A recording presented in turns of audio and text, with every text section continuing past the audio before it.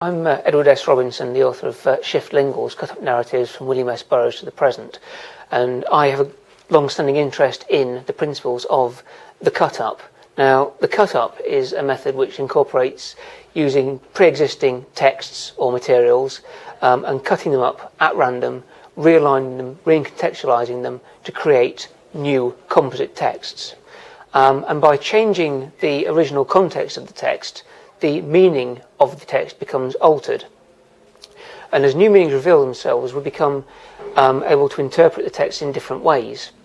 An integral part of the cut-up's principles was to create freedom from linguistic tyranny, because Burroughs believed that although language is something that people in power could manipulate to their own ends, mankind is in fact controlled by language, and our experience is limited and controlled by the language that we have. And therefore, by cutting up language itself and breaking down those preordained structures and language preconditioning, we could learn to engage differently with words and to forge our own new meanings. As such, reading a cut-up text is not simply a case of engaging with a linear, conventional narrative, but it depends on the reader's own individual responses to those narratives. The same applies to sound collage and cut-up sound works, the likes of which were produced by William Burroughs in the late 1950s and early 1960s, and the sound collages that Frank Zappa went on to produce in the studio, which is something that also Geoffrey has incorporated as a key component of Let's Make the Water Turn Black. The idea is, by drawing on myriad different sounds, the audience feeds into different aspects of the sound collage. The way we respond to sounds and words is very much a unique individual experience. People respond to pieces of music and sounds in very different ways because it will trigger memories and recollections of experience and so on and so forth.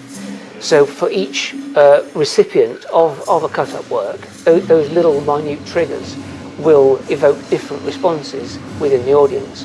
So engaging with a cut-up text, be it a text, a sound text, an audio text, a video, whatever, it's a unique experience for each person. And in this way, I see the cut-ups as not being something that was specifically 1960s associated with, tied to the 1960s and tied to William Burroughs' work, but there's something that's constantly evolving and is in many ways the narrative of the now, because we experience life in cut-up fragments through the internet. While walking down the street, there are different sounds and things happening all at the same time. We experience our lives in fragmentary cut-up forms. Our own narratives of life are not linear. And therefore, to experience Geoffrey Farmer's exhibition, Let's Make the Water Turn Black, is to engage and participate in a living, breathing, constantly evolving cut-up work that operates on a multi-sensory level.